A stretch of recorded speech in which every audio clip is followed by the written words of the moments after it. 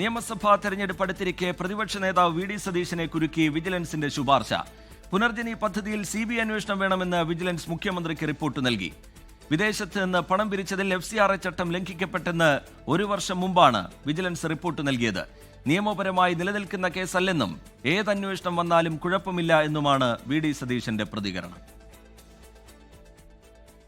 1 വർഷം മുൻപാണ് Yogesh Gupta vigilance ഡയറക്ടറായിരിക്കെ ശുപാർശകളടങ്ങിയ report മുഖ്യമന്ത്രിക്ക് കൈമാറുന്നത്.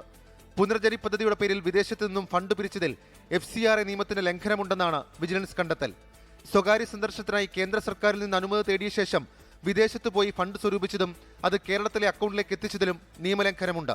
FCRA നിയമം 2010 സെക്ഷൻ 3(2)A പ്രകാരം CBI അന്വേഷണം നടത്തണമെന്നാണ് വിജിലൻസിന്റെ ശുപാർശ. കേരള നിയമസഭയുടെ റൂൾ ഓഫ് പ്രൊസീജിയേഴ്സിലെ അനുബന്ധം 2 റൂൾ 41 പ്രകാരം നിയമസഭാ സാമാജികൻ എന്ന തരത്തിൽ നടത്തിയ നിയമലംഘനത്തിന് സ്പീക്കർ നടപടി സ്വീകരിക്കണമെന്നും വിജിലൻസ് ശുപാർശ ചെയ്തിട്ടുണ്ട്. തനിക്കെതിരെ ഏതന്വേഷണം നടത്തിയാലും കുഴപ്പമില്ലെന്നും രാഷ്ട്രീയമായി നേരിടുമെന്നും വി ഡി സതീശൻ. നമ്മൾ ആരും അറിയാത്തൊരു ഫൈൻഡിങ്, ഭയങ്കര കുഴപ്പം പിടിച്ച എന്തെങ്കിലും ഫൈൻഡിങ് ഉണ്ടെങ്കിൽ MP ഗോവിന്ദൻ പറഞ്ഞവരെ CBIക്ക് വിടട്ടെ, CBI അന്വേഷിക്കട്ടെ. ഞാൻ FCRA വകുപ്പിന്റെ ലംഘനം നടത്തിയിട്ടുണ്ടെന്ന് ഒന്ന് പറഞ്ഞേക്ക്. ഞാൻ പേടിച്ചു പോയെന്ന് പറഞ്ഞു. ഇത് കേട്ടിട്ടേ ഞാൻ പേടിച്ചു പോയെന്നും കൂടി ഒന്ന് പറഞ്ഞേക്ക്. മണപ്പാട്ട് ഫൗണ്ടേഷൻ എന്ന പേരിൽ പുനർജനി പദ്ധതിക്കായി ഫൗണ്ടേഷൻ രൂപീകരിച്ചാണ് വിദേശത്തു നിന്നും പണം സ്വീകരിച്ചതെന്നാണ് വിജിലൻസ് റിപ്പോർട്ടിൽ പറയുന്നത്. UK-യിൽ നിന്നും 19,95,880 രൂപ വിവിധ വ്യക്തികളിൽ നിന്നും സമാഹരിച്ച് മണപ്പാട്ട് ഫൗണ്ടേഷന്റെ അക്കൗണ്ടിലേക്ക് അയച്ചതായും വിജിലൻസ് കണ്ടെത്തലുണ്ട്. UK ആസ്ഥാനമായുള്ള മിഡ്ലാൻഡ് ഇന്റർനാഷണൽ എയ്ഡ് ട്രസ്റ്റ് എന്ന NGO വഴിയാണ് മണപ്പാട്ട് ഫൗണ്ടേഷന്റെ FCRA അക്കൗണ്ടിലേക്ക് പണം അയച്ചത്.